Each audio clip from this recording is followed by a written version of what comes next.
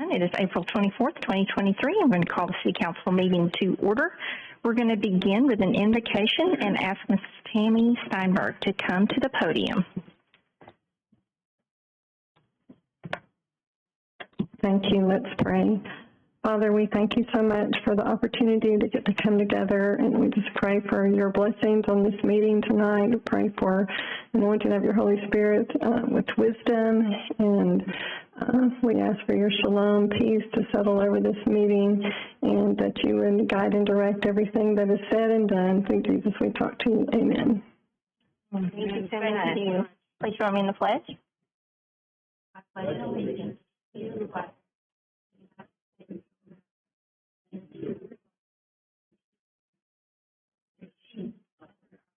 Indivisible with liberty and justice.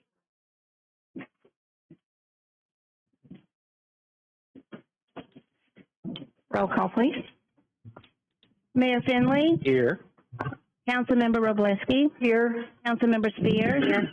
Councilmember Powell. Here. Councilmember Shaw. Here. Council President Bartlett. Here. Councilmember Denzine. Here. Councilmember Seifert. Here. Do we have any amendments to the agenda this evening? Okay, seeing none, the agenda is approved. Next, we have approval of minutes 2023-07-RG. Move to approve. Second. Okay, motion and a second.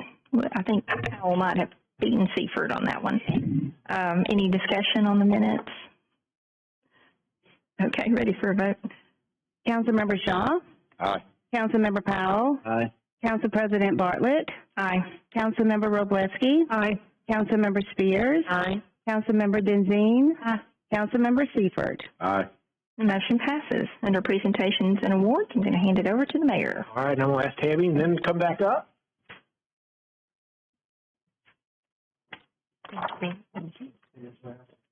Okay. They were here to obtain this proclamation and got put into duty right away, so we're glad you guys are here. This is a proclamation for the National Day of Prayer, and its observance of the National Day of Prayer will be held on Thursday, May 4th, 2023, and it has been part of the national heritage since it was declared by the First Continental Congress in 1775 and the United States Congress in 1952 as a joint resolution.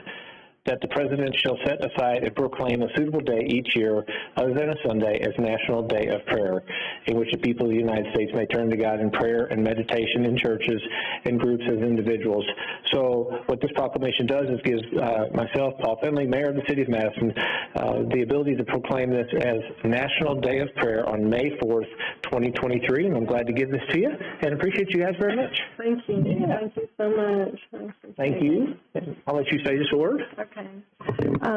We just want to thank you all, council members and mayor, for serving our community and all that you do, and we bless you. We are the National Day of Prayer Task Force, and we're a Judeo-Christian organization, and we encourage public prayer for our nation through Jesus Christ, and there are several opportunities that people in the community can attend an event on Thursday, May 4th. There's one at Cross Point Church, which is just down the road at 1:30 to 2:30, Sherwood Baptist, which is just across from Bridge Street at noon, and then there's a countywide event at Big Spring at noon. And I know it's a day of prayer, but Christians throughout the community pray for you all and throughout the year. So just want to let you guys know that. And again, thank you so much for your service.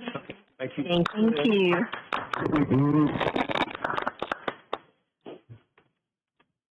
Next, we have public comments pertaining to items on the agenda. Public comments on agenda-related items is limited to 3 minutes per person. Please state your name and the district that you live in. State the agenda item that you will be commenting on. Just a note that this evening we have public hearings on items 12A and B. If you have a comment regarding public hearings under 12A or B, please reserve those comments for that public hearing, in which you will have 5 minutes to speak. I do not have any comment cards on items related to the agenda, so is there anyone from the public who would like to comment on an item related to the agenda? You can come forward that is not related to the public hearing. Seeing none, We will close public comments pertaining to the, in the cards, but I'm not sure if it's not a resolution. it's related to the public hearing. I do have your card, Ms. Mayor. I will call you during the public hearing and let you speak first. Up on the agenda. On the agenda, okay. Absolutely. Good evening, council and mayor and residents. This city has grown. Your name and your district. And Margie Daly, Karen's district. And this city has grown. Its hometown charm. I'm sorry, Ms. Daly, could you Can I yield my time? You need to state the item on the agenda that you are addressing before you start. Can I yield my time back? If you can go ahead and state Yes. I just wanted to say something nice, but okay. Okay. Okay. The barge invoice number 10, the Wall Triana 565. I don't understand. We have a full engineer department. I don't understand why everything is going through consultants. Wall Triana and 565 improvements. I see it's going through consultants. Did AlDOT contribute anything to this intersection, or is it just the taxpayers of Madison? Ordinance 2023-076, the parking. The parking amendment looks like we're attempting to eliminate off-street parking or cars. The zoning ordinance, that's on a public hearing. So you don't want me to speak on that? You need to wait Yield for my the public time. hearing. Okay. 2023-133R, the Enfinger. That is also a public hearing item. So you can 2023-145, used road improvements. Another $500,000 to consultants to improve used road. For what's going on here? Is this the Mill Road development, and is it all on the taxpayer's dime? 2023-147R, the Stave Mill Estates. The map was unreadable. You cannot see any street names. Approving an unknown project for $500,000, and no one was able to see the map, so the public notice wasn't done. This will affect many homes, and public notice has not been given to any residents. Old Madison, Pike, Shelton, and Portal area. I suggest to remove it from the agenda or a no vote and separate the consultants' study from the work, because how can we know what the work is until the study is done? The actual project needs to be explained to the public, not hidden. Who is this for? Has Mill Road and Shelton project affected all drainage in the area? The reason is it's a landlocked parcel, shouldn't have gotten development. That's about it. Thank you. Thank you. Are there any other members of the public who would like to address an item on the agenda that's not a part of the public hearing? Seeing none, we will close public hearings and move to the consent agenda and Finance Committee report. The Finance Committee has met and gone through the regular and periodic bills to be paid and find everything to be in order. We do have one donation in the amount of $25 from MC Fuller. And there's another one for 100. There's another from Jay Caesar, an amount of $100 for the senior center. Okay, motion and a second. Any discussion? Ready for a vote. Councilmember Shaw? Aye. Councilmember Powell? Aye. Council President Bartlett? Aye. Councilmember Wroblewski? Aye. Councilmember Spears? Aye. Councilmember Denzine? Aye. Councilmember Seifert? Aye. Motion passes. Presentation of reports, beginning with Matt. All right, and just a couple quick ones. One thing that I received today from Roger is the first stab at the mid-year budget. So I want to thank all of our department heads. We've been meeting with the different department heads over the course of the last couple of weeks. They've been meeting with Roger. We now at least have their roll-up, and then we'll take the next couple of weeks to look through it and try to figure out what we can do. Again, budget's always tied directly together with what we want to accomplish in the city. So we'll have a list, if we add anything to it, of what it would also benefit for council probably by our next meeting. And then the other part of that is we're constantly working with the schools. I know Greg and Renee and I had a meeting with them last couple weeks talking about their growth and our growth and making sure that we're working smartly together to manage the growth, but also maximize the infrastructure that we can. So I thought it was really productive to meet with them. I know I already met with Mary Beth on some ideas that we have as far as some of the priorities that would come out that they were asking for. But it continues to be something I'm proud of, that we work with them on our growth. And then lastly, probably some stuff on city manager, but out of respect for how we're doing it, I'm going to wait until the end of the meeting if there's still time left then. So, okay. District 1.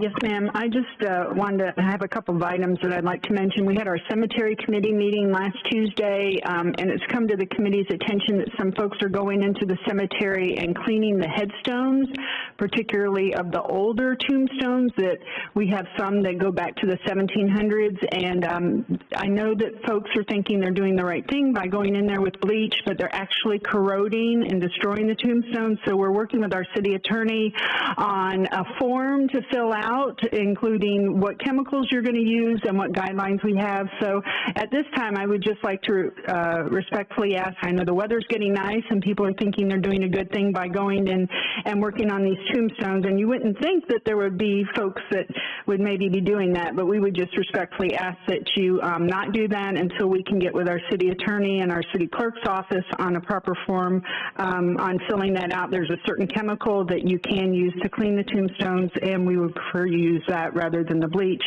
Along with several other council members and the mayor, I went on a tour of Madison City Schools. We went to Heritage, the new middle school Journey, and James Clemens, and it was great to see the activity and all that's going on at our school systems, and great to see Journey Middle School, and it's just a fabulous, fabulous institution. Excited for that to open this August. And then I had the privilege and honor of going to Mill Creek Elementary School's Career Night, where I got to meet about 300 students and 600 parents, and I had forgotten how loud a cafeteria can be with 300 kids and 600 parents, but it was a fun night on Friday and got to engage with the community and hear some really good questions from students on questions they had on what we do as council and mayor. So just want to again give a shout out and thanks to the PTA for inviting me. And that's all I have. District 2. Okay, I would like to thank Councilmember Wroblewski for going to career night at Mill Creek. I know that sometimes you have stuff you want to do on Friday night. It's not always being in a cafetorium with a bunch of kids, but I know you did us proud. I appreciate that. And that is all I have. Thanks. District 3. No new business. District 4. No new business. 6. Yeah, I would like to talk about the Fentanyl and Teens event that happened. It was in partnership with the drug-free community. It was an excellent presentation. Each of the speakers spoke so compassionately about the problem. There was no judgmental. There was no, they're bad for doing that. It was, how can we help? And there was one particular person that did have issues, and they met with her afterwards, and they got her the help that she needed. And it was just a wonderful event, and I'm so proud of our city schools for taking on this important subject and working with the partnership for the drug-free community. They're a very good organization within the city, and I appreciate all that they do. I'd also like to thank Dr. Nichols and the school system for the bus tour. It was wonderful going through the schools. The kids are just so excited. The ones in the elementary school, they were so sharp. The ones that gave us the tour, you wouldn't believe that they were so young. They could be up here with us, I swear. They had such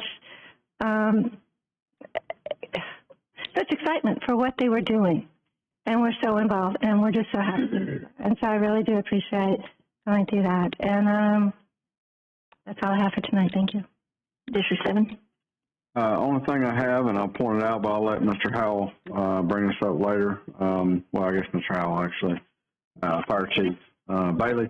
But I appreciate the continued partnership with HIMSI and the ambulance that we've been able to utilize that was out of service or at kind of towards the end of its life at HIMSI. And I appreciate that continued partnership. So thank you very much. Okay, thank you. I just have a couple of things. I attended a ribbon cutting for Lanier House, the tea room in downtown Madison last week, and a ribbon cutting for BJ's in town Madison, along with Councilmember Shaw and Mary Beth, and wow, what a celebratory day that was. I know the mayor would have been there, but he was flying back from the Space Symposium, and we were so excited to, I guess it wasn't a ribbon cutting, it was a groundbreaking, wasn't it? That's right, it was a groundbreaking and a ribbon cutting for Lanier House. We had the James Clemens drumline there. It was just a very fun event. I think we're all just very excited at the revenue that BJ's is going to generate and some of the other businesses that continue to come into town Madison. So that was a very, very happy day. Okay, and next we're going to move to the board and committee appointments. The first 5 appointments, A through E, are individual council appointments. They do not require a vote by resolution, so each member could have listed this under their line item, but because we had so many coming up for appointment or reappointment and we had a couple of vacancies, we thought we'd put them all together under board and committee appointments. So we're going to begin with place 1. Yes, ma'am. Thank you. I would like to appoint Mr. Patrick Friel to actually continue the term of Mr. Kurt Potts. Mr. Potts resigned early, so that's why you'll see that the date is different. Mr. Friel is actually completing Mr. Potts' term. So with that, I would like to well, you just said we don't have to have a vote. So that's the reason. I know there may be some question, well, why is 125 and 127? He's completing his term. Okay, thank you. Place 2. And I would like to appoint Mrs. Phyllis Smith Campbell to place 2 on the Madison Police Citizens Advisory Committee. And that was for a 4-year term? Yes, for a 4-year term. Okay, and place 4. I'm going to appoint Mr. Frank Fletcher. Again, he's been on there the past couple of years and said he'd love to stay on there again. Okay, place 6. I will be reappointing Rebecca Collin-Franz to the committee. She will now have a 4-year term. I'd also like to thank Wayne Monk for coming forward, and he was an excellent candidate too, but I appreciate him putting in the application and being willing to be involved. Okay, place 7. I'll be nominating Miss Wendy Meyer. Okay, and that concludes our appointments for the Madison Police Citizens Advisory Committee. And we have one more appointment for the Recreation Advisory Board. And John, you've got that. Yeah, so I would like to nominate Miss Shaylin LaCroix to place 2 on the Recreation Advisory Board. Are there any other nominations? Then we will appoint her by acclamation. Okay, next, public hearings, what I think some of you were anxiously wanting to comment about. So we are going to begin after the presentation and an opportunity for the property owners to have their comments. We will open up the hearing for 5 minutes for each person who would like to speak. Go ahead. Yes, we have a presentation coming up. Just a moment.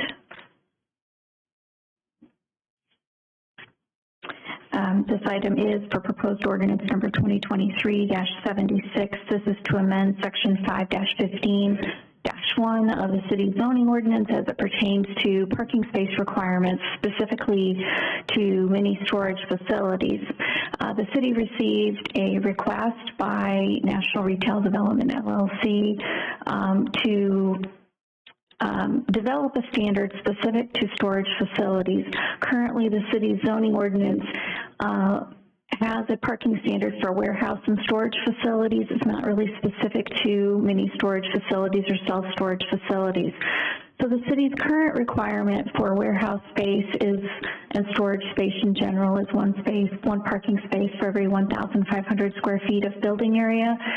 The applicant, based upon data they had put together, was requesting 1 parking space for every 9,000 square feet of building space plus 4 spaces.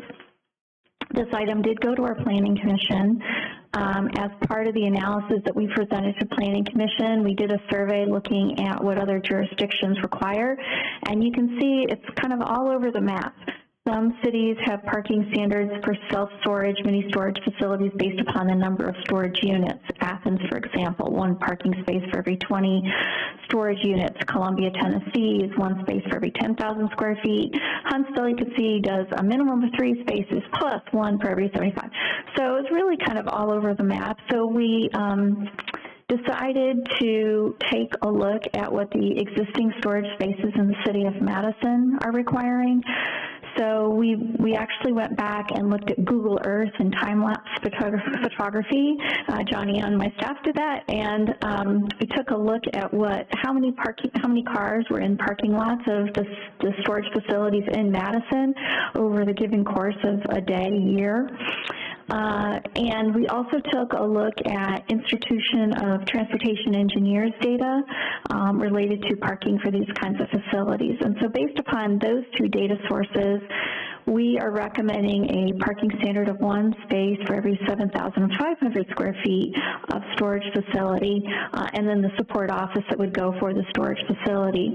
So we wanted to take a look at what that would result in for a facility. So we have this scenario of about 120,000 square feet of total building, which would include 795 storage units within that, and then, the leasing office. And so this table shows you all of those different jurisdictions that I mentioned, the parking that their standards would require, and then you can see the staff recommendation at the end.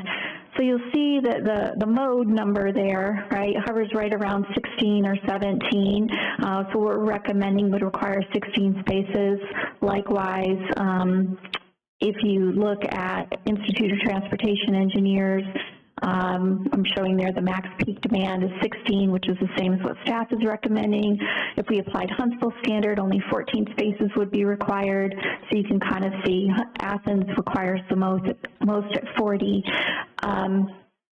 So we feel pretty comfortable with the standard that we're recommending, that they would provide adequate parking for a facility. It's a little bit it's 1 space less than what the applicant was suggesting. We generally would prefer not to have a facility be overparked, but they could certainly provide more parking if they wanted to. And that concludes the presentation, other than to say that the Planning Commission supported the recommendation, and we didn't have any commentary at the Planning Commission meeting on this item. Happy to answer any questions you may have. Okay, we're going to open the public hearing. Is there any member of the public that wants to address this specific item? Please come forward.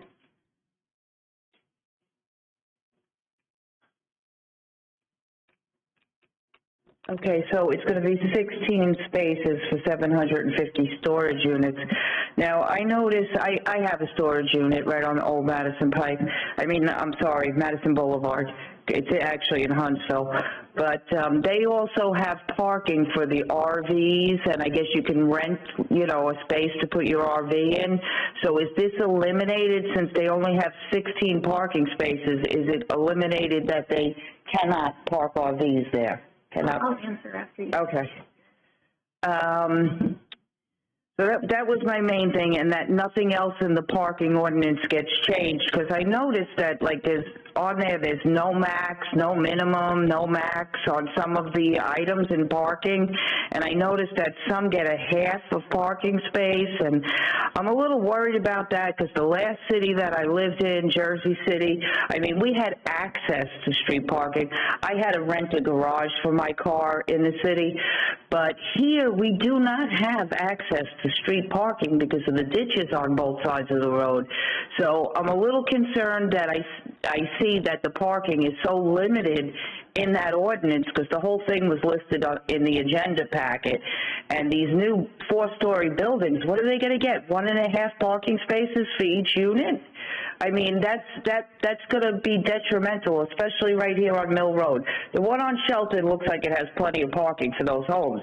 But when you start putting up 4 stories, there's going to be at least 1 car in every unit. We can't make cars go away yet.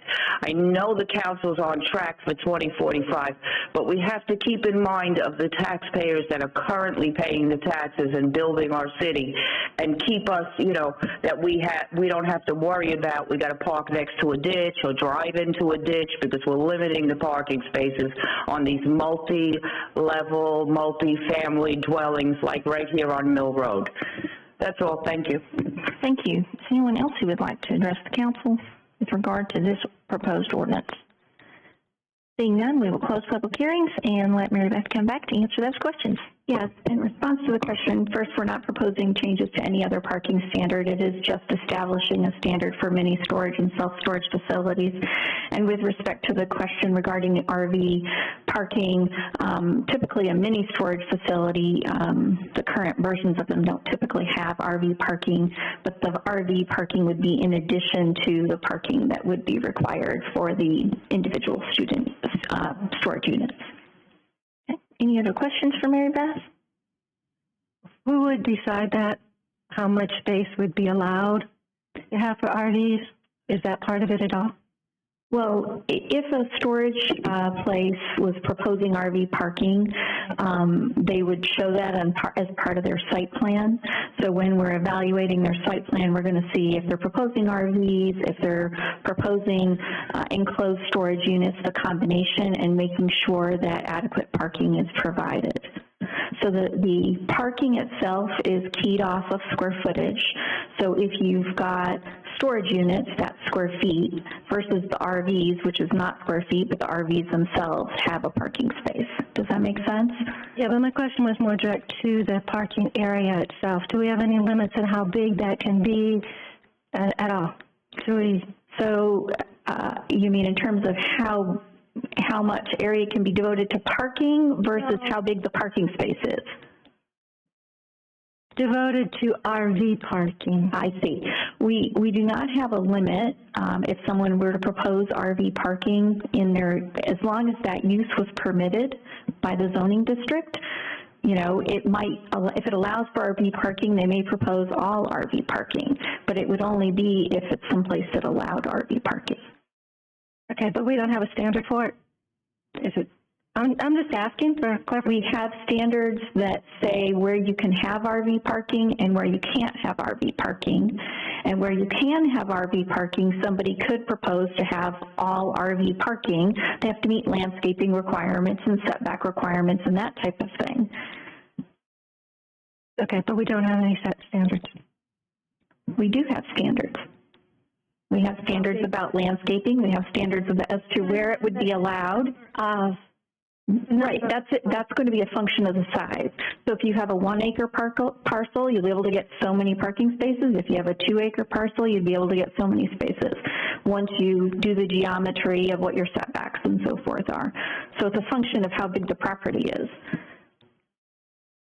But if for a given property, we don't say you can only have, you know, RV parking lots themselves can only have 20 RVs. We don't have any kind of standard like that.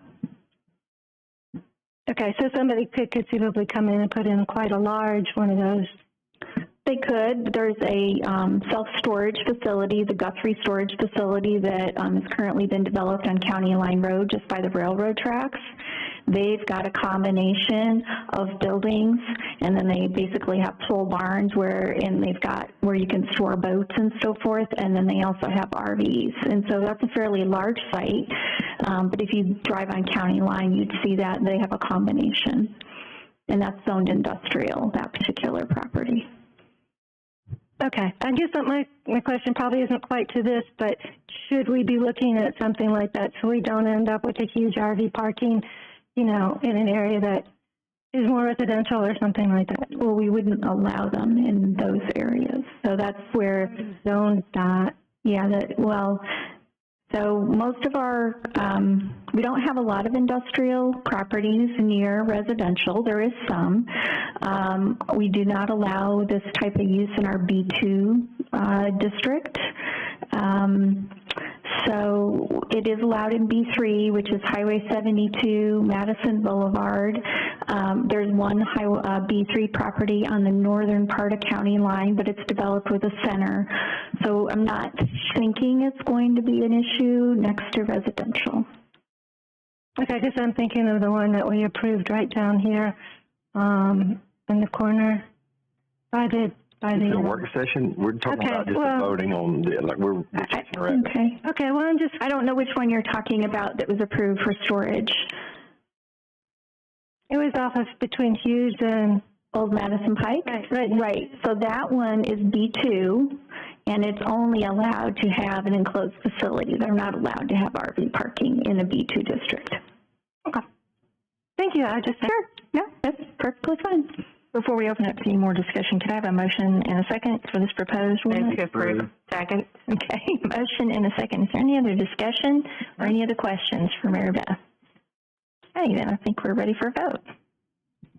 Councilmember Powell. Aye. Councilmember Spears. Aye. Council President Bartlett. Aye. Councilmember Wroblewski. Aye. Councilmember Shaw. Aye. Councilmember Denzine. Councilmember Seifert. Aye. And motion passes. Your next public hearing is resolution number 2023-133-R, and this is to authorize a reimbursement agreement with Enfinger Development for the construction of a roundabout and portion of a roadway at the intersection of Hardiman and Madison Branch Boulevard. The reimbursement agreement is in the amount not to exceed $1,393,898. And just bringing us back down memory lane, you'll recall that the council approved a development agreement for what was called the Halsey project, is now branded as the Madison Branch project. And this is a slide that was shared with you as we worked on that development agreement back in December. And you can see in the lower portion the two segments of blue line right here. The blue line represents effectively existing right-of-way, what we reported as existing right-of-way at the time back in December of 2021. And that development agreement basically stipulated that the city would improve the existing right-of-way, and the developer has the responsibility and school districts, because the school borders portion is to take care of the red segment. Meanwhile, the developer is going to be dedicating to the city 80 feet wide right-of-way for that entirety. So once they complete the red portion, they're going to dedicate that plus some over to the city. The city would always have the ability to widen it in the future. It's going to be developed as a two-lane road, and the ability is to widen it in the future. So after the development agreement was approved, we ended up completing a traffic study, or had the developer complete a traffic study to ascertain what the right improvement was for this intersection of Hardiman and Halsey Drive, right there. And what the traffic study showed is residential development itself, which is about 204 single-family homes, could work fine with what we call a T intersection. We'd widen Halsey Drive, obviously, to make it out as a better road, but it could work. However, with the school district, school traffic anticipated, and you can see the blue school site there on the exhibit, with the school traffic that's anticipated, a roundabout's really necessary at that intersection and would allow traffic to flow better than putting in a traffic signal. Traffic signal is obviously another option. So we took the roundabout plans to the Planning Commission back in May of last year to have them approve what we call location, character, and extent for the roundabout. The developer has had a contractor put together all of the detailed cost estimates for the roundabout, which is how we get to the $1.3 million or so, almost $1.4 million.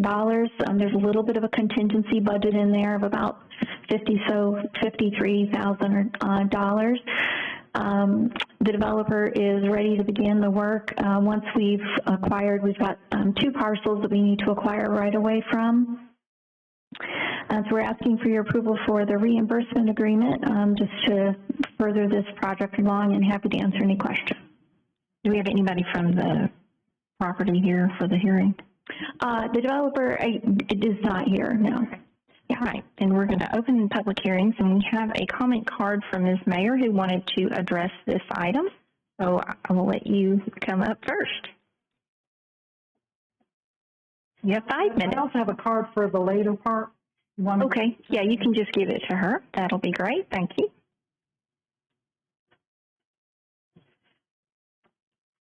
Okay. So on this resolution and this reimbursement agreement with Enfinger Development, okay, first of all, I'm Bernadette Mayer. I'm in District 5, Ms. Bartlett's district, and I live in Heatherwood. Okay, on this resolution, the reimbursement agreement, okay. So it's to be paid out of the general operating account as is stated in the agenda. Okay, I request that this decision be tabled until at least next city council meeting. I understand absorbing all the information that Mary Beth presented, and it is a follow-up to things that have happened in previous meetings, which I do understand because I was also there. And I do appreciate the input today about the meetings with school administration, and I do know from last year we did not have that much growth. And I do understand that, oh yeah, the plans for the school there is going to tremendously help this developer want to develop these homes, and they'll be very attractive for, obviously, home purchases there. But these are some of the reasons that I really feel like this needs to sort of be paused and looked at a little more carefully.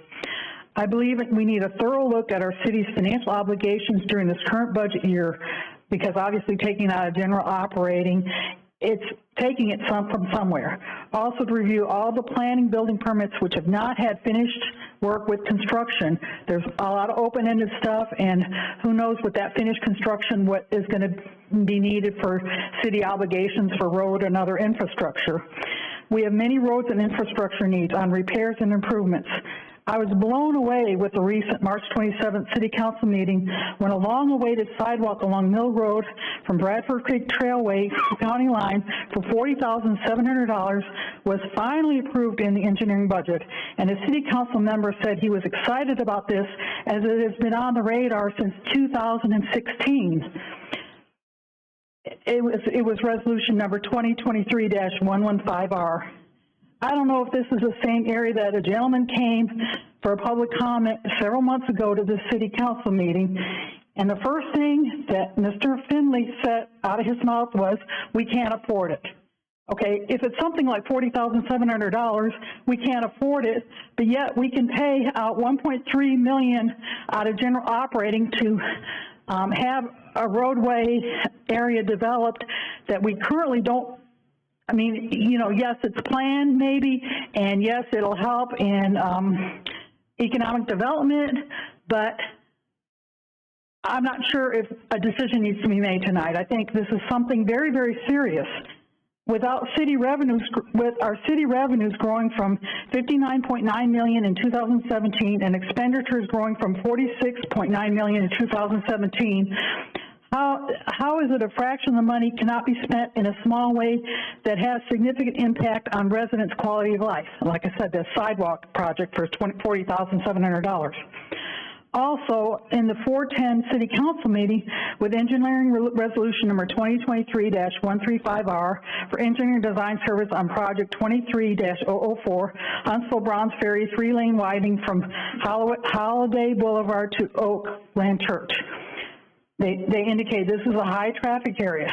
The master plan has it going to 4-lane roadway, but only has funding for three lanes. Okay, so is something like this more of a priority than this future development issue?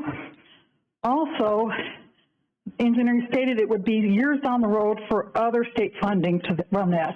To me, some of this might be a priority over this Enfinger project, which again, like I said, and I understand it's an economic development. And is this appropriate at this time? I would hope City Council would objectively look at all the data and delay a decision on the Enfinger project for better analysis. I have not examined current budgets nor revenues and expenses, and I'm not sure how much access I have with this information. I understand I can look at some information on the website, but, you know, I don't know how much I can really look at. In the meantime, twice at City Council meetings, there has been a discussion on operating on a $16 million budget. At the last Tuesday forum, Madison Forward Speaker and Madison Governor Transition Committee member Mike Oliver, appointed by Mayor Finley, stated we have an $80 million city budget. So is that what we're going to? Some insiders have more information than the general public. The Madison Forward co-chair in his letter to editorial printed in Madison Record press release also stated $80 million budget. I know I'm out of time, so I'll have to spare the rest of my time till later. Thank you. Thank you. Is there anyone else who would like to address the council on this public hearing item? Okay. Jennifer Cobb, Ashley States, District 5. I hadn't had a lot of time to look at this today, so I remember I was at the Planning Commission, and I did come to the City Council meeting when Mr. Enfinger said he was going to build the road extension for the former Halsey Drive, and it was going to extend to Mayfield. And I remember them going back and forth. I remember Ms. Denzine going back and forth about the 80 feet, and he was going to dedicate the 80 feet right away. And he said he was going to build the road. Now, I didn't dream that, right? He said he was going to build it, right? Okay. Because that's what I remember. He said he was going to build the road. But it looks like we're taking out, we're going to take on debt, even though you say it's out of the GO. First of all, let me just say, okay, Mr. Enfinger was going to build the road extension, and he's going to connect with Mayfield. So there's that. Why are we paying Mr. Enfinger to build the roundabout? I can think of at least 2 roundabouts the City of Madison employees have designed and built. We have the technology already. We can buy concrete and gravel, and so I'm not exactly sure why we don't just build the roundabout rather than pay Mr. Enfinger $1.4 million to build it. We can build a roundabout. They got a great one at Miller. And Public Works did that one. Turned out great. Okay. Now, also, this advertisement was taken out, but they broke the links on it. So the notice, the original notice for this is pursuant to Amendment 772 of the Constitution, as per the Amendment 7 that we just passed, which would, it's because we raised the statutory debt limit to allow for the city to take on more debt. Now, why are we taking on more debt for this? Because that is what the original ad said, is that this is for economic development. So because it's for economic development, first of all, what are we going to put a Circle K inside this roundabout? I don't understand. How does it really pertain to economic development? And I guess I really will just wait to get the answer to that. Thank you. Thank you. Is there anyone else who would like to address the council on this item? Margie Daly, Karen's District, Marion Drive. Okay, so I really don't get this. What is happening to our engineering department? We now either give the money to developers or consultants. So do we even need an engineering department any longer? We have an engineer, an assistant engineer, at least 2 girls in that office, secretaries or assistants, whatever they are. And here we go giving Mr. Enfinger $1.4 million almost. Why? We have a public works department. We have an engineering department. Our old engineer, Gary, did all the work on his own. Now we have an engineer, an engineer's assistant, kind of like the city manager thing. We're not on that right now. I understand the public hearing is on Enfinger, but it's kind of the same thing that we're trying to push here. Now, you're talking about an 80-foot right-of-way, and I also hear 2 parcels to be acquired. Is that by eminent domain, or are we purchasing them, or is this private land that we're going to acquire? How's it going to be acquired? Why does it need to be acquired? Isn't there another way around it?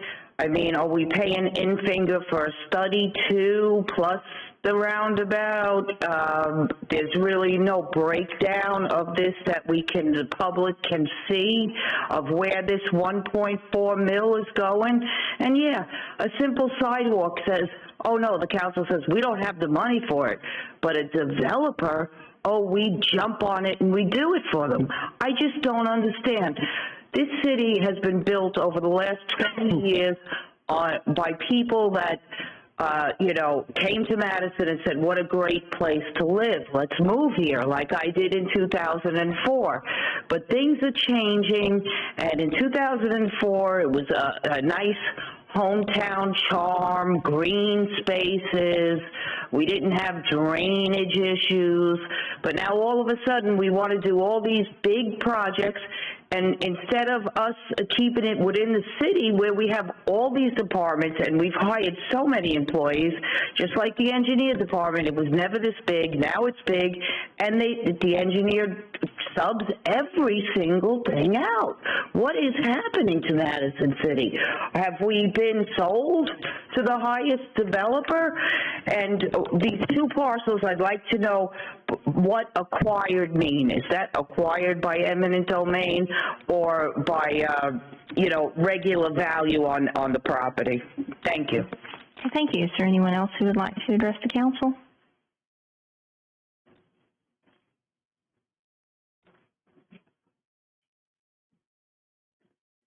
Good evening, Jocelyn Brower, District 4. First of all, I would like to note that had we implemented some type of impact fee at any point, part of this new infrastructure, either a roundabout or a new light, this would have helped defray the cost for current taxpayers. We're now paying close to $1.4 million in addition to a light at Hardiman and Burr Green roads. This amount does not cover tens of millions in infrastructure improvements that were recommended in the West Side Master Plan. They haven't even been addressed to date. So we are behind in infrastructure and behind on having money in the bank already for these projects. So my ask is that please, let's not be behind on safety. This area, the intersection of Hardiman and Madison Branch Boulevard, formerly known as Halsey Road, will now have an elementary school and a high school with high school drivers.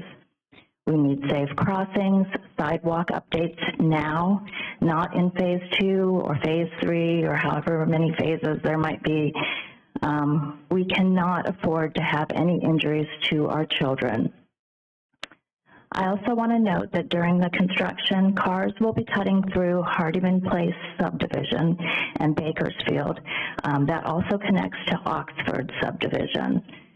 I've listened to other citizens complain previously about these types of issues when the roundabout at Gillespie and Balch was being built. They had people cutting through their neighborhoods. It was very uncomfortable for them. Hardiman Road is a fairly wide, straight road that people use as a cut-through already. They have a problem with cars speeding down the road.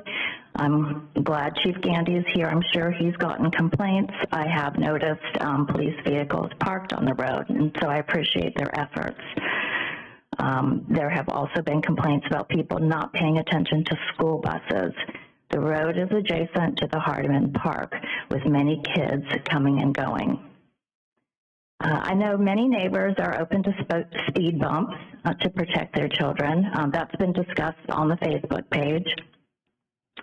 I ask that you at the very least consider speed bumps or humps, even temporary, flashing speed signs with how fast drivers are going on Hardiman Place Lane and surrounding areas during the construction for everyone's safety. And perhaps maybe this is something the builder might contribute towards. Thank you for your time. Thank you. Is there anyone else who would like to address the council on this item? Seeing none, we will close the public hearing. Let Mary Beth come back up. Just a couple of comments with respect to some of the questions that were raised. First, we're not suggesting that the city take on more debt to support this project. It's money that would be coming out of the existing general fund. the reason that we're proposing this reimbursement agreement with Mr. Enfinger. Can we pull that back up, please? Thanks, Toby. Get the aerial up. It's a little easier. Okay. Well, actually, I'll use this one. The existing access right now only exists at Halsey and Hardiman. There is no access over to the site through Seegers and Maciel. So you can enter off of you can enter onto Maciel from Seegers, but you can't get onto the subject property. So the only way to get into this developed area is through Halsey Drive. And so from an efficiency standpoint, having one set of contractors develop the roadway system makes the most sense. It makes it safer. It cuts down on truck traffic of only having one set of contractors. So because Mr. Enfinger has that responsibility of doing all of that red segment, and the city has the short segment of blue there at the beginning of Halsey Drive over to Hardiman, we collectively, the city staff, thought it made sense to enter into this reimbursement agreement and have the developer do it. Again, based upon actual contractual costs. The city used this model one other time, and that was for the Avenue project downtown, where the Sealy company built Shorter Street from Sullivan over to existing Shorter, and then the city entered into a reimbursement agreement with them. We'll be receiving copies of all the actual invoices from the contractor, double checking it, making sure that we're only paying for the work that's on our segment of the roadway. This worked very well with the Sealy company. We have no reason to believe it wouldn't work well with Mr. Enfinger. So we think it's a very reasonable approach. We think it results in the least amount of traffic congestion for that area, and we think there are safeguards in place to make sure that we're not spending more than we should be for that improvement. There are also a number of projects that our Public Works Department is working on, so they don't have a whole lot of bandwidth. The school district is moving up its construction of the school by one whole year, and this improvement needs to happen so that it's in place by the time the school district wants to actually construct the school, so that there's access, because there's currently not access from Seegers. With respect to the right-of-way, there's just 2 parcels we need to acquire a small portion of, and we also acquire what's called temporary construction easement. So while we're not acquiring, say, that easement area, the construction equipment may use it for a lay-down area, that type of thing. And so we have an appraiser that figures out what the cost of that is, and we make the offer letter to those 2 property owners for that. Happy to answer any other questions you may have. Okay, let's get a motion in a second before we open it up. Ruth, second. Okay, we have a motion and a second. Let's open this up for questions by council. So how are we acquiring the land? Is it eminent domain, or? No, we make an offer letter through the attorney's office, and we, based on an appraisal, there's a fair market value, and we make that offer. Now, should the owners decide they want to question that offer, then we'll go through a process for that. Arbitration type thing. Yeah, we certainly wouldn't want to go through an eminent domain situation. Fair market value. Yeah. Thank you. How much land are we talking about for acquisition? It's just too small. I don't know the total acreage off the top of my head. I mean, it's 2 small strips, so we keep losing our exhibit prematurely. There's where the area of the roundabout is. I turned it off. Excuse me. So where the area of the roundabout will be right here. We just have to acquire a little bit from this property and a little bit from this property. It's really not very much at all. With those red lines? I'm sorry? No, the red lines represent existing right-of-way. Yes? You have. Oh, yeah, sure. So we're just acquiring a little bit from this. You can't believe it. Hey. Oh. Ladies. Back here. She's about to show you over here if you pay attention, please. They're acquiring, we would acquire a little bit from here.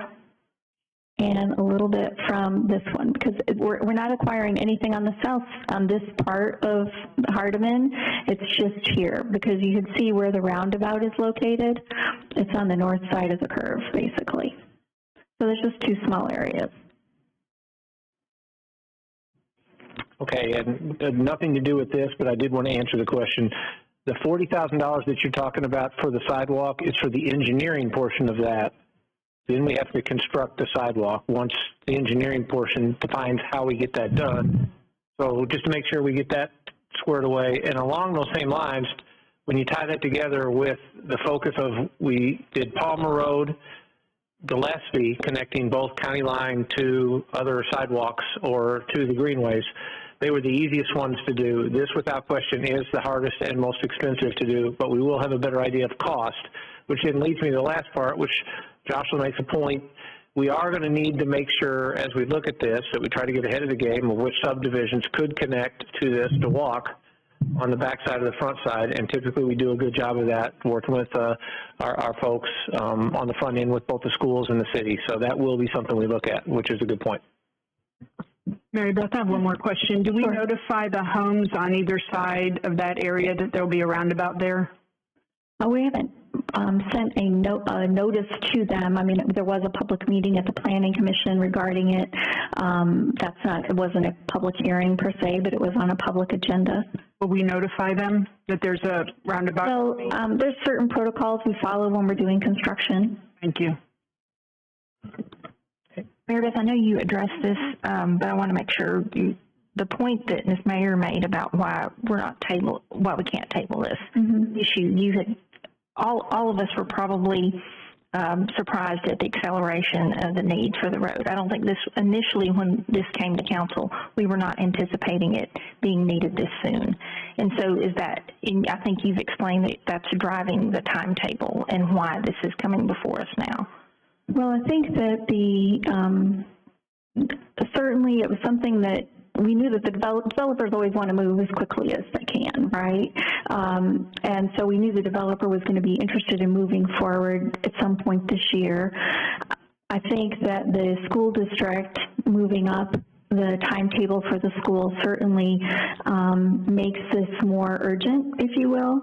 It'll take a while. The developer estimates this will only take, assuming they have good weather and they hit the right window, about 5 months or so to build the roundabout. It's critical that we start as soon as we can, or that they start as soon as they can in the summer months when we've got hopefully good weather. If it gets delayed for, into say July, then they might end up hitting wet weather, and it may take a little bit longer. We're currently, as you know, the council has authorized the design for the Seegers and Seal improvements, but that is going to take a process as well. So I think that getting this done to ensure access for the school district so that they can build the property out is really important, because we'll have to start construction of that ideally probably by the end of this year in order to be open for the school year in 2025. Maybe they could make it if they started in 24, early 24. And the reason the school system has accelerated this timeline is because over the last 5 years, as opposed to growing 300 students a year as they were doing for many, many years, they're now growing on average 390 students for the last 5 years. So the need has grown for this school to come online faster. Any other questions for Mary Beth? Yeah. So, Mary Beth, just bottom line, what was our original obligation, and now with this, how does it affect the bottom line? So when we did the development agreement, we knew that there was a possibility of a roundabout. We didn't have a dollar number within that development agreement. When we brought a list of capital improvement projects to the council in March, we estimated $1.6 million for this total. We've got this construction figure, and then with right-of-way acquisition, we're expecting to come in at about $1.5 million, so about $100,000 less than what we were thinking. If we did a traffic signal, that's substantially cheaper than doing a roundabout, but it has inherent issues, and I think that the recommendation from the traffic consultant that did the study was to pursue the roundabout. Okay. So all in all, we're seeing about $100,000 in savings. We should. We're not done building it yet, but yes, that's the hope. Things change. Yeah, they do. Okay, so originally it was the stoplight, and then they decided that that wasn't the best. No, I mean, originally, what the developer wanted to be able to do was like a T intersection, right? Yeah. Because that's the cheapest, it's the quickest. But that's not what the traffic study bore out. And so we knew going in that a roundabout was a possibility, and we just wanted to have the data to support that, and that's what the result was. And we had discussed that when we went to the Planning Commission last year about, that then the traffic study was provided and so forth. So we think it's a long-term, it's a very good solution from a traffic standpoint, from a circulation standpoint. I can say going through the one at Balch and Gillespie like multiple times a day, it is amazing how much that has improved traffic. Mm-hmm. Absolutely. A lot. Mm-hmm. Any other questions from I just council? got one quick comment. Okay. So basically, the facts are is we anticipated this. It came a little earlier. We're still, at or below cost. Mm-hmm. And I think one thing that we need to take into account to go back to some questions we had is it's a reimbursement. Yes, the city could do it, and it could cost us a lot more. Because you have mobilization fees. That means you have to get contractors out there. You have to bid it. You have to go through that whole process. So it takes a little bit more to do that. They're already going to have contractors on site. You're not going to have as many delays. And again, from the standpoint of that, it just makes sense. So you don't have mobilization fees, and you're reimbursing. That means you're paying them back for the work they've done. So that's what a reimbursement is. That's all I've got. Okay. Anyone else? Okay, I think we're ready for a vote. Councilmember Powell? Aye. Councilmember Shaw? Aye. Council President Bartlett? Aye. Councilmember Wroblewski? Aye. Councilmember Spears? Aye. Councilmember Denzine? Aye. Councilmember Seifert? Aye. Motion passes. Thank you, Mary Beth. And department reports, beginning with the city clerk.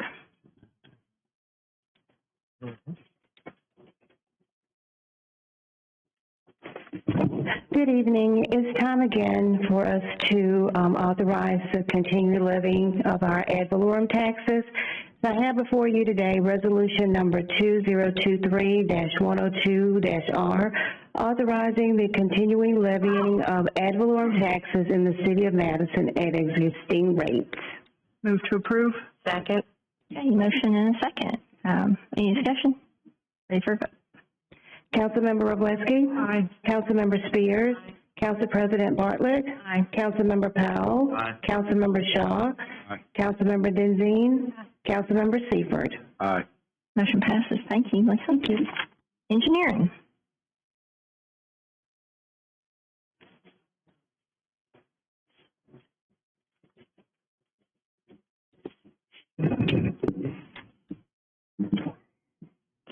Good evening. All right, first I have resolution number 2023-089R. This is authorizing the city to accept a temporary construction easement for the maintenance and improvement of a drainage ditch project in downtown Madison. Move to approve. Second. Okay. Any discussion? Ready for a vote? Councilmember Powell? Aye. Councilmember Shaw? Aye. Councilmember Denzine? I'm sorry. Council President Bartlett? Aye. Councilmember Wroblewski? Aye. Councilmember Spears? Aye. Councilmember Seifert? Aye. Motion passes. Next. All right, next I have resolution number 2023-145R. This is authorizing professional services agreement with Corey Engineering for engineering design on project number 23-016, Hughes Road and Mill Portal signal improvement, and an amount not to exceed $50,772. That's $50,772, not $500,000, to be paid from engineering department budget. Move to approve. Second. Motion and second. Any discussion? Thanks for clarifying That's the number. Yes. I see the decimal point. better. Pardon? Like your number, hold up. Yeah, right. A lot better. Yeah, so this is to add pedestrian function to that signal. It's something that we've had a lot of requests for. The crosswalks are there, the sidewalks are there, handicap ramps are there. It just doesn't have a button or the signal, so we're trying to add that. Okay, ready for a vote. Councilmember Powell? Aye. Councilmember Shaw? Aye. Council President Bartlett? Aye. Councilmember Wroblewski? Aye. Councilmember Spears? Aye. Councilmember Denzine? Aye. Councilmember Seifert? Aye. Motion passes. All right. And finally, I have resolution number 2023-147R. This is authorizing a professional services agreement with Garver LLC for design recommendations on channel improvements along the major drainage ways in the Stave Mill Estates area in an amount of $125,230 to be paid from the engineering department budget. Move to approve. Second. Okay, motion and second. Any questions or discussion? Could you show us a map of exactly where that is going to be? Sure. I've prepared a little PowerPoint and some pictures. This is, so I'll just go straight to the map. I turned it sideways so I could get the full picture on there. So looking at this, north is that way on this one. And this is the full drainage area that's coming down, and then up here where Portal Lane, I'll do this one. Up here where, this is Portal Lane right here where it meets Shelton Road is kind of the bottom of that drainage area. All this drains to that area and kind of runs into a ditch that is bordered on the north side by the railroad track, and this is sort of the fallout from that. It's a major volume and velocity issue that's causing this washout. Huge gullies. These are probably, you can't tell from the pictures, but these are probably 7-8 feet deep in some areas.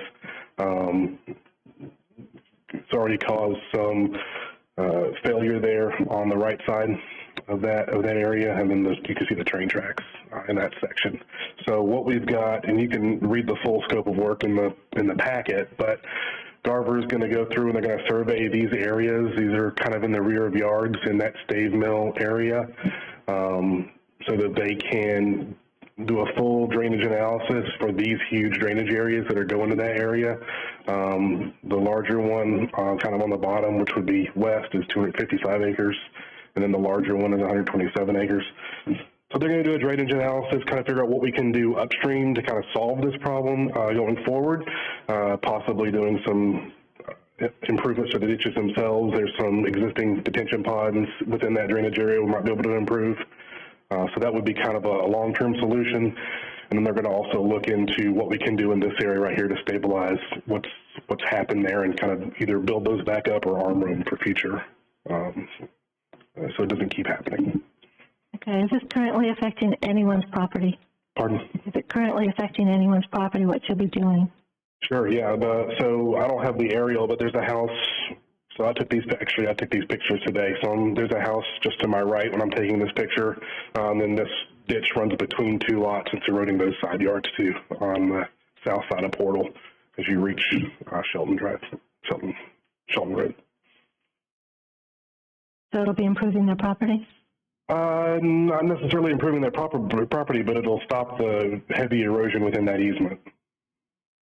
It's eroding away their property. Mm-hmm. Well, that's what I'm asking. Will this help their property? We're draining water in their backyards. Okay, any other questions? Ready for a vote? Councilmember Powell? Aye. Councilmember Spears? Aye. Council President Bartlett? Aye. Councilmember Wroblewski? Aye. Councilmember Shaw? Aye. Councilmember Denzine? Aye. Councilmember Seifert? And the motion passes. Thank you. Fire.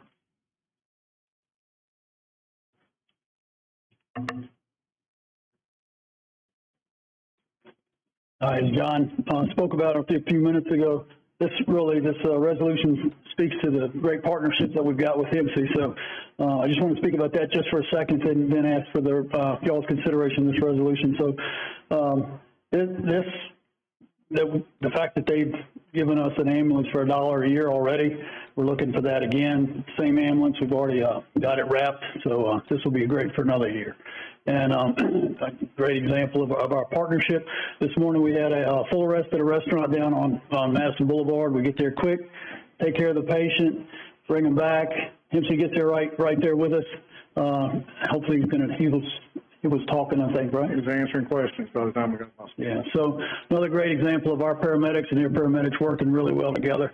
We've only got this ambulance for those just-in-case times because they get really busy since they cover the whole county, as you understand. So it's been a great partnership so far. We're going to just try to renew that one more year. So asking for your consideration for resolution number 2023-150R, authorizing renewal of the lease of an ambulance with HIMSI in the amount of $1 a year to be paid from our budget.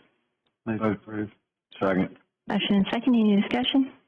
I just want to add, when he talks about the amount of services and trips that HIMSI makes, just kind of numbers wise, and I'm going off from memory here, so John, help correct me if I steer too far from the truth, but over the past few years, it's been like 160 some odd, 165 trips a month, I think. Or no, excuse me, a day. Over the past, I know at least past maybe year, I know this year's been quite heavy. It's been almost 200 plus, I think 212, 213 or something a day.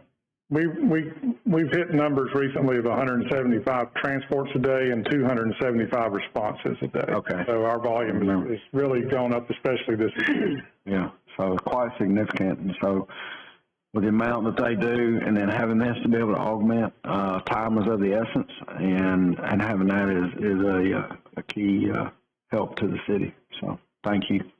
Another reminder that you made me think about in our partnership. In they do an EMT class. In their last EMT class, we had three medics, or 3 EMTs now, that we're hiring now guys that are not EMT when they come in, and their next one that they're getting ready to do, again, three EMTs of ours, or 3 people, members, firefighters that need EMT are going to go through their program, and their program is top notch. So just another example of the partnership. Okay, ready for a vote. Councilmember Powell? Aye. Councilmember Seifert? Aye. Council President Bartlett? Aye. Councilmember Wroblewski? Aye. Councilmember Spears? Aye. Councilmember Shaw? Aye. Councilmember Denzine? Aye. Chief, maybe you can get us a ditch count next year on this. Yeah. Okay, John. Human Resources.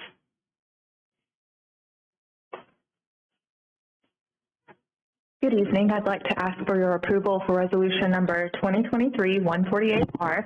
And this resolution is to approve an agreement with IT employee Garrett Galot to obtain his cybersecurity degree from Western Governors University. Under the terms of the agreement, the city will pay for this course of study, which has about 19 different cybersecurity certifications as requested by the city's auditor. And Garrett will agree to remain an employee with the city for 4 years after he completes his course of study, or pay the city back on a prorated basis. And the total amount is $17,200 to be paid from the IT department's budget. And with that, I'll take any questions that you have, and Chris is here in case you have any technical IT questions. Move to approve. Second. Thank you. Motion second. Any questions for Megan? Ready for a vote. Councilmember Wroblewski? Aye. Councilmember Spears? Aye. Council President Bartlett? Aye. Councilmember Powell? Aye. Councilmember Shaw? Aye. Councilmember Denzine? Aye. Councilmember Seifert? Aye. Motion passes. Thank you. Thank you, Megan. And again, Chris, thank you. I mean, it's one of the things we've been talking about for a while as far as safety, and cybersecurity is critical. It's a good way to protect us short-term and long-term. Mm-hmm. Thanks, Megan. Okay, IT. Hello, I have 2 items. The first one is resolution number 2023-151-R, authorizing a license agreement with Southern Broadcasting LLC for our Rainbow Mountain Tower. Move to approve. Second. Okay, motion and second. Any discussion, questions? And tell us what this does. Yes, Brian probably can explain better than I can. Okay. It's a Sure. We have a lot of space on the tower that we basically lease out to radio stations, things of that nature. And what this specific lease is, this was, let me just confirm. Yes, this is where somebody gave up some space and another entity came in and wanted to take over that space. So this isn't necessarily renewal, it's an expansion of someone else's space on the tower. And this is something that we rent out for once a year. I think the fees, is it $300? I can't remember off the top. Sounds right. $300 a year. So. Okay. You ready for a vote? Councilmember Spears? Aye. Councilmember Shaw? Aye. Council President Bartlett? Aye. Councilmember Wroblewski? Aye. Councilmember Powell? Aye. Councilmember Denzine? Aye. Councilmember Seifert? Aye. Motion passes. Great. Second item is resolution number 2023-152R. It's authorizing a license agreement with Madison County Veterans Association for Rainbow Mountain Tower. Move to approve. Second. Okay, motion and second. Any questions? Ready for a vote? Councilmember Powell? Aye. Councilmember Spears? Aye. Council President Bartlett? Aye. Councilmember Wroblewski? Aye. Councilmember Shaw? Aye. Councilmember Denzine? Aye. Councilmember Seifert? Aye. Motion passes. Thank you. Thank you. Planning.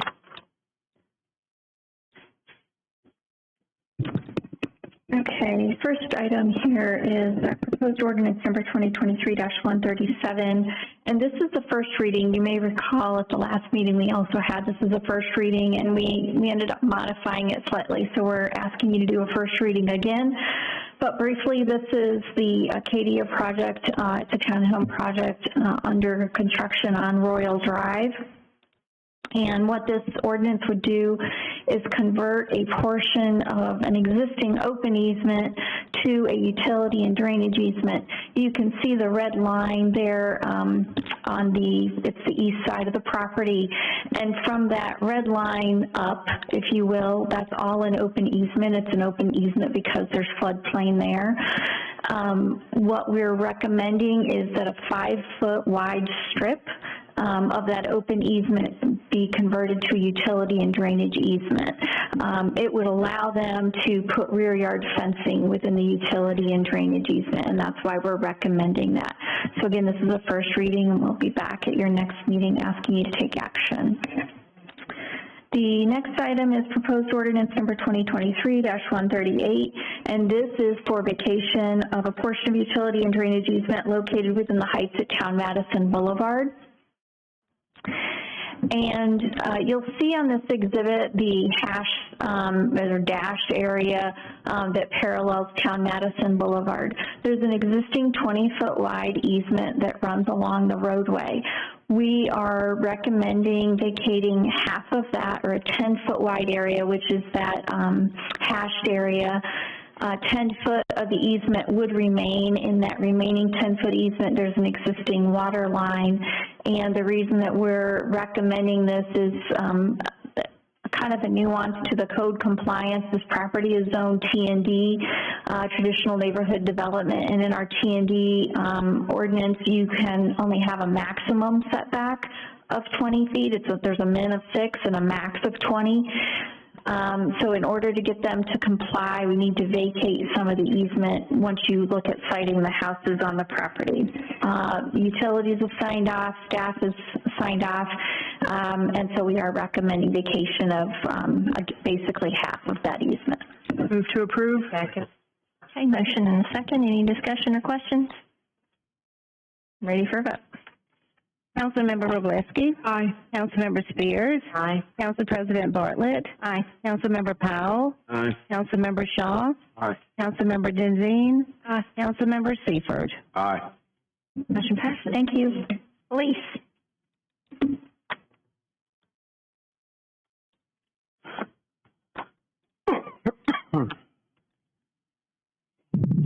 Good evening. Here for resolution number 2023-132R, and this is authorizing changes to an amended towing service agreement with Import Towing. We'd already done the agreement, and then we passed the new regulations, and so this agreement is amended to incorporate the items on the regulations that we talked about in the last council meeting. Move to approve. Second.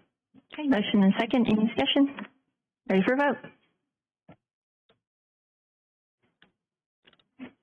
There's a toss-up between Teddy. Oh, sorry. Teddy. You can give it to Teddy for a second. I'll do all the work, it's fine. I got it. Heavy lifting. Councilmember Spears? Aye. Councilmember Powell? Aye. Council President Bartlett? Aye. Councilmember Wroblewski? Aye. Councilmember Denzine? Aye. Councilmember Seifert? Aye. Okay, motion passes. Thank you, Chief. Now we're at the portion of our meeting for additional public comments. They are limited to 3 minutes per speaker. I'd like you to state your name and your district. And the first person who will get to speak turned in a card, Bernadette Mayer.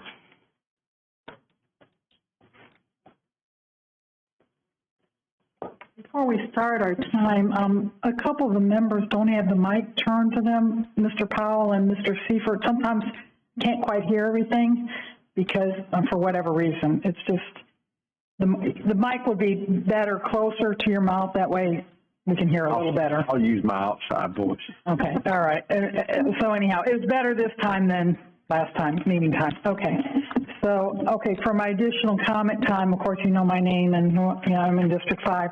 Okay, the time that I didn't get to use earlier, I just wondered if our city's going to be operating on $80 million, a 33% increase from the $60 million, or will there be more gradual increase in the city budget? Again, I'm not really privy to all. I mean, I could probably try to attend planning committee meetings and, you know, finance committee meetings and all that kind of stuff, but the more transparency you have to residents, and especially all the questions that we've been having, and it's been very good that we've had a lot more discussion and a lot more comments, a lot more input, so there's a lot better understanding from public that's here as well as watching, you know. But anyhow, I just felt like this, you know, $1.39 million, almost 2%, not quite 2% of annual budget based on $60 million. Is there quite a bit of expenditure, you know, what's not being taken care of or what's being delayed with this kind of expenditure out of general operating account, or is it out of your margin and you've been getting more revenues in? I'm not exactly sure, but I don't really know what's being taken care of, what's being delayed, what, you know, and I do understand, and this is the first I know that all of a sudden that elementary school is going to get moved up 1 year and with population growth, but I'm not really sure.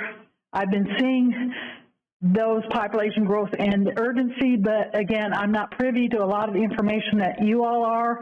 So, and I'm really not opposed to Enfinger, you know, doing the work based on all the other comments, and I do understand about construction. My family has been in construction in Wisconsin, so I'm contingent about all that.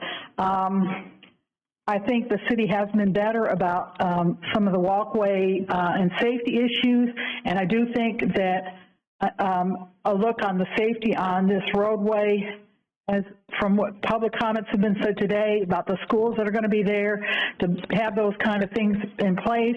I've seen the city doing better on safety issues with pedestrian crossings and that kind of thing. Well, I've only got 43 seconds left, and I don't have a lot of time for my other things, but one of the things I did have on my comment card was I did try and follow up with Madison Utilities to find out some specific questions, and I don't know if I have to go through Ms. Spears or whatever, but the head of Misty Letvich, the customer service manager, I left several voicemail messages for her just saying I needed about 5 minutes of her time on the phone, and she's never called me back, and I'm not exactly sure, you know, there shouldn't be any privacy about these kind of devices that are getting put on our water meters and that kind of thing, and thank you, Ms. Mayor. I wanted to find more about that, and I couldn't, so thank you. All right, thank you. Is there anyone else who would like to address the council on general public comments? You have 3 minutes. While Ms. Coe comes up, I just want to say the budget is online. If you go to the finance department, you can click on and see the complete budget. Okay. Council President, Jennifer Coe, Ashley State, District 5. This will be on the council manager government. This is the topic du jour. Okay. There's still not enough information. It's still too vague. number one, losing a district after we just did the census. And the census revealed that we have a population increase of 25.29%. So we're gaining population yet losing representation. And that's insofar as we are losing a representative district. Okay, number two, Madison Ford has failed to define what benefits the citizens of Madison will realize with a change in governance. Not only have they failed to present a reasonable expectation of a benefit in quality of life or decreased cost versus or savings to the taxpayer, so that's the cost versus the benefit. The legislation and information provided by the ICMA suggests that changing the government could possibly cost more money. Okay, and then for number three, I have, subsection 26 of 1143A. This provides for a revision and codification of all resolutions and ordinances or adoption of new code. Okay, please furnish the parameters for this project. What are the limits to consolidating power within a board of directors style of governance, especially one whose state legislator, Representative Cynthia Allman, is sponsoring a bill to waive the requirement for local governments to publish public notices and legal advertisements, including public hearings in a local newspaper of record, as if the revision of Amendment 772 of Alabama Constitution isn't bad enough. And that requires the government to publish economic development projects in a newspaper with the largest circulation in the county. So with that in mind, are they required to publish in limestone, because the city of Madison is in limestone also? So some of those public notices and hearings, I don't think they're making it into limestone. Is that the Athens Courier? And, and is this bill, I think it's Bill 106. Okay, this will just require them to only put it in a database called AL something, I don't know, it's a database that has broken links all the time. The PDFs don't download. So it doesn't. Thank you, Ms. Coe. Your time is up. Thank you. Anyone else like to address the council?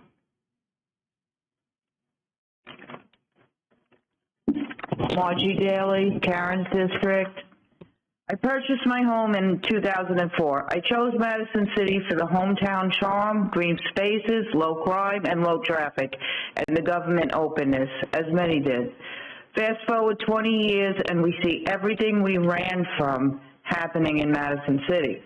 The current council has a different vision than most of the population we currently have. When and how our vision did a 360-degree turn to multi-level, multi-family rentals, I don't know. The council is fast-tracking 2045 while ignoring the health and safety of the current citizens. LED lights have been put in many neighborhoods without consulting how far the light reaches. We have black holes in many neighborhoods. We paid $6 to $8 million. This needs to be corrected. We had 2 fatalities and 1 in critical condition, pedestrians being hit, and 1 car accident at night on County Line Road. County Line and Hughes Road have unsafe lighting. Even though it was brought to the council, nothing has been done to correct the city's mistake. Why are developers given wheelbarrows full of cash on the backs of the single-family homeowners? We hear commercial properties pay more taxes, yet when you look up Murphy's Home Builder in downtown, they pay less than many single-family homes. Where has our public hearings and public notices gone? Why has the council lost interest in the current constituents for the constituents of 2045? How can we build a city on the backs of single-family homeowners, yet not give us health and safety and quality of life? Development can't be fast-paced if we want quality bills and investments from those private interests. Now I'm going to talk a little bit about city manager. City manager for cities of 200,000 to 2 million. That's on Munster.com in the template, and that's the salary we're currently discussing for a city of 200,000 to 2 million on Munster.com. Madison Forward has sent out misinformation. I got another one today. All we want is a stable, safe city with millions donated to developers to push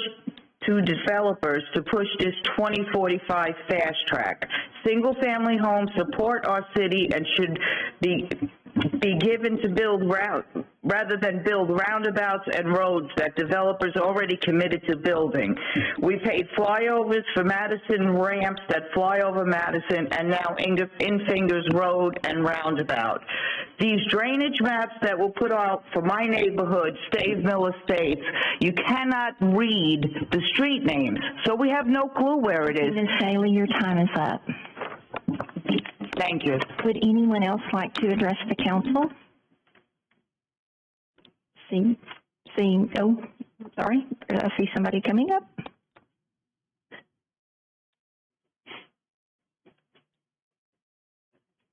Good evening. Hello.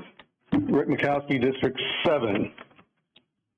The International City County Management Association was asked to come to Madison and give a 90-minute presentation this past Wednesday on the advantages of a council manager form of government. Someone asked, who requested ICMA to come and who paid for it? The reply was the librarian requested the meeting, and ICMA paid for it. The answer to that is hard to believe, but our city officials must have known about it, or at least approved it in some way, shape, or form. The next question is, why does an international organization have such an interest in the government of small-town Madison, Alabama? The quick deflecting ICMA reply was, because we are interested in good government. Let's think about that for a moment. If that were true, why not spend ICMA time and their plentiful resources focused on the governments of China, North Korea, Venezuela, even Ukraine? And then how about things like Chicago, Detroit, LA, and so forth, instead of Madison, Alabama? An even bigger question close to home is, why are you, our city officials, allowing an international organization to exert their influence and agenda on our small town? Why do you think we need this international help? The ICMA meeting was actually a good, and that it was a reset to step back and take a look at things from a different angle. The simple but obvious point that came out of that was, we already have a city manager, and we call that person the mayor. The job is to represent the city and also to run it as our executive. Paul, that is you. We do not understand why you are abdicating your responsibilities we elected you for by supporting the shift to the council manager form of government. Council, this also applies to you. If this passes, the thought of a distraction of 2 years of playing the office game, everybody trying to figure out how this will actually work in our city while trying to do the city's business, is not healthy for the city. Thank you for your time. Thank you. And I think that's the last person that stood up during public. Oh, no, there's another one? Okay. Okay.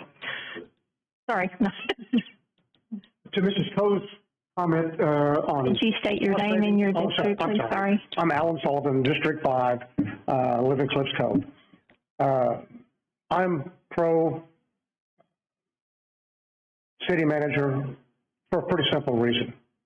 I think it brings more efficiency, but I also look at it, we got a great council here. I really trust everything you all do. We've got a great mayor. But we've not always had a great council and a great mayor.